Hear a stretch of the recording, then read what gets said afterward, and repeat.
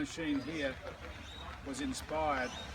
The guy saw an image of Ben Hogan on the cover of, the cover of his book, where he's like this. So he thought, if I put that into the shaft, and I got a line here, so if I start set up there, then I go to what I call, that's address, see this pointing in my center there? Now I go to the impact. Now that's what we call the beginning of impact. If I could get the end, see that compression there, that's the compressing of the ball. It's not just a brief clip at the moment of impact, it's what we call sustaining the line of compression. So you're there at address, beginning of impact. Now I can sustain the line from here to here. So that means I'm punching it, really compressing it. Okay. Now, if I take this one here, bottom one here, get underneath that. I know it here. It's raining again. Jeez. It's going to come with that. So, now I don't want to take a divot, but I want to hit the ball. I don't want to hit the ball this way. Now, to do that, you notice what's happening to my body. Oops, I want to show a leg here. So, fully rotated. Here. Okay, so this, remember I did upstairs, it was the internal rotation. So it's turning inside, it's not turning on the outside, you can do damage there. If it turns inside, it won't hurt your back. So every good goal shot should finish like that. The bad goal shot, the knee's out. So let me hit one here.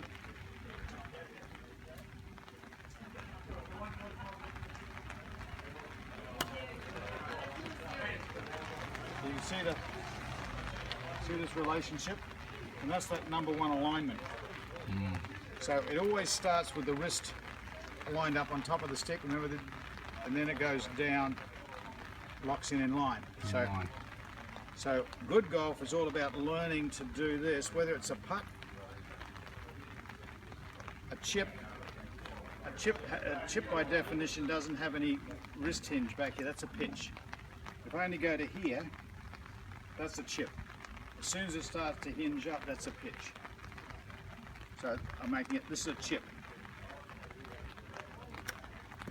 This time I'll watch the ball a little longer. I was anxious, like most of us, I was anxious to see the ball go in the yellow ring. So this time I line it up for the ring. You can tell me. Too much. Eh? So much more power when you compress the ball. So it doesn't take much.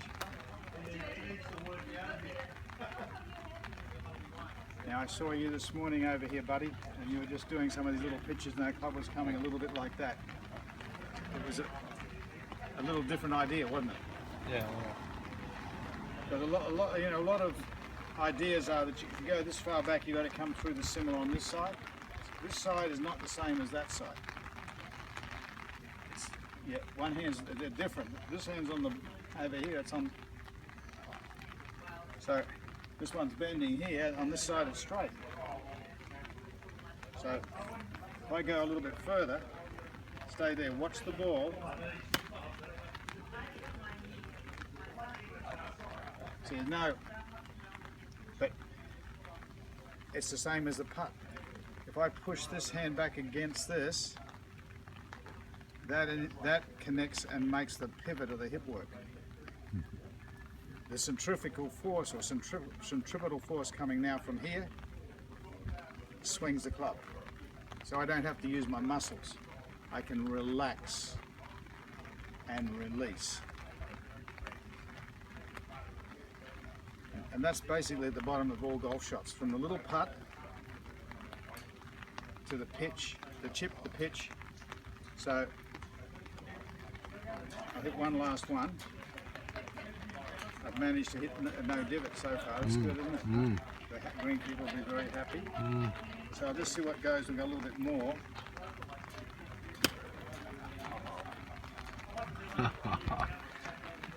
Now, see what happened? Now, was that me thinking about the divot, or is it the fact that I put a little more work, a little more effort, and the wedging effect of this, once it hit this heavy object at that speed, went down? I didn't try to go down the club. So these are the things to get backspin. You need to have it going down. The shaft needs to go this way, and the club face needs to do that. All those three things are happening when I hit a golf ball.